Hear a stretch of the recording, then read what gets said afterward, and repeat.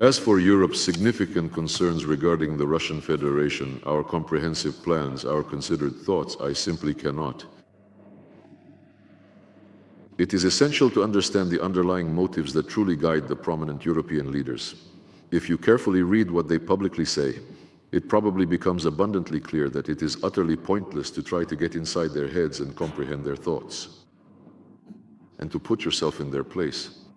The current Finnish Minister of Foreign Affairs, Ms. Valtonen, said, and I quote, "Whatever happens, Russia will remain a long-term strategic threat to Euro-Atlantic security.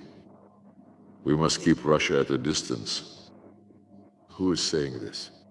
The Minister of Foreign Affairs of the country, in the capital of which the Conference on Security and Cooperation in Europe was born. A conference that later turned into an organization within which, at the highest level, the principles of the indivisibility of security were approved, that you cannot ensure your own security at the expense of others' security.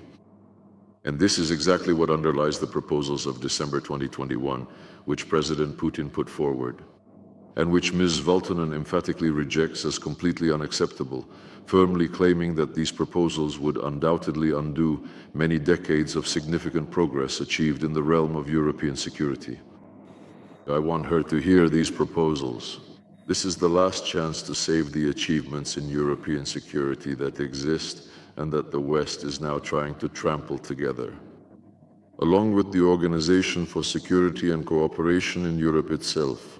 But I wouldn't say that any humanitarian issue is of secondary importance. Everything is important. It is important to return prisoners of war to their families. It is important to return the bodies of the deceased so that they can be buried with dignity. And of course, it is crucial to eliminate any risks that arise during such situations for children. The issue of children has become excessively politicized. There are constant incantations coming from Kyiv claiming that tens of thousands of Ukrainian children have been abducted by Russian army servicemen, that they are being subjected to some kind of torture. Europe remains silent. By doing so, in fact, it confirms that encouraging racism, Russophobia, and the revival of Nazism is part of its agenda. Putin specifically emphasized when he once again addressed this topic, including during his meeting with Stephen Ubitkov and Jared Kushner, that we want and are ready to discuss security issues taking everyone's interests into account. The interests of all sides, striving to ensure a balance of these interests on a collective basis, taking into account the current realities. And this is our position. But those who say that the most important thing is to give security guarantees to Ukraine so that it can calmly build up its army to 1 million or to 800,000, and so that there would be no problems with supplying weapons to the Ukrainian army, these are people who are sowing a new storm. This is absolutely obvious. Right now, Europe, you see, they are ready to resort to any kind of trickery. I've already mentioned the plundering that they are trying to organize with regard to the reserves of the Central Bank of the Russian Federation.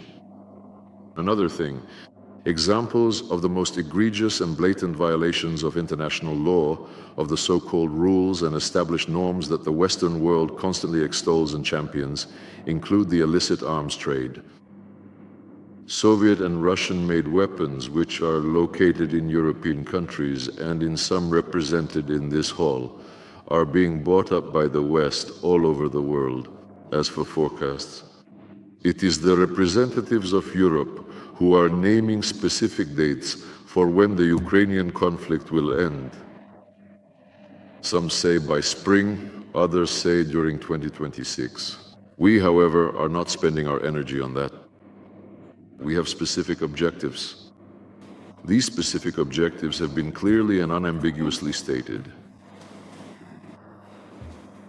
Within certain parameters, these were discussed publicly by our presidents and in detail, as I already mentioned, in Ankara, where understandings were reached on how to optimally move toward achieving these goals. Not in the context of a ceasefire or a temporary pause, but of a lasting peace. And we will continue on this path regardless of what deadlines others may set. The main thing for us is the essence. And the essence concerns the security of the Russian Federation and the safety of Russian people, whom the Kiev regime has declared terrorists and has stripped of all rights. That is our goal. Unfortunately, with these actions, unilateral sanctions and the abuse of the dollar, they are undermining it. That very globalization which was built up over many decades and recommended to everyone as the main benefit for humanity. Not immediately, not quickly, but there is a growing realization that this is not a benefit for humanity.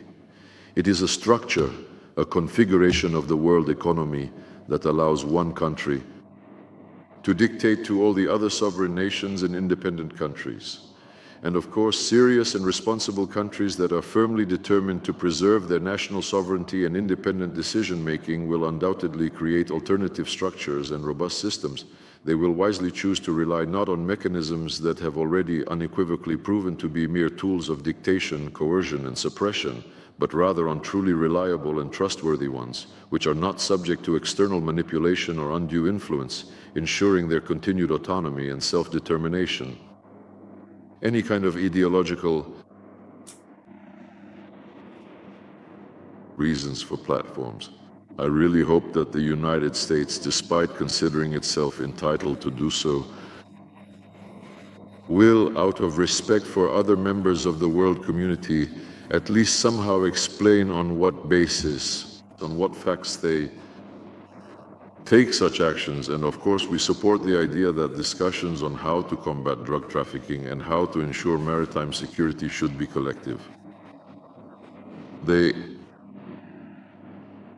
All members of the world community have found themselves faced with unilateral actions as a fait accompli.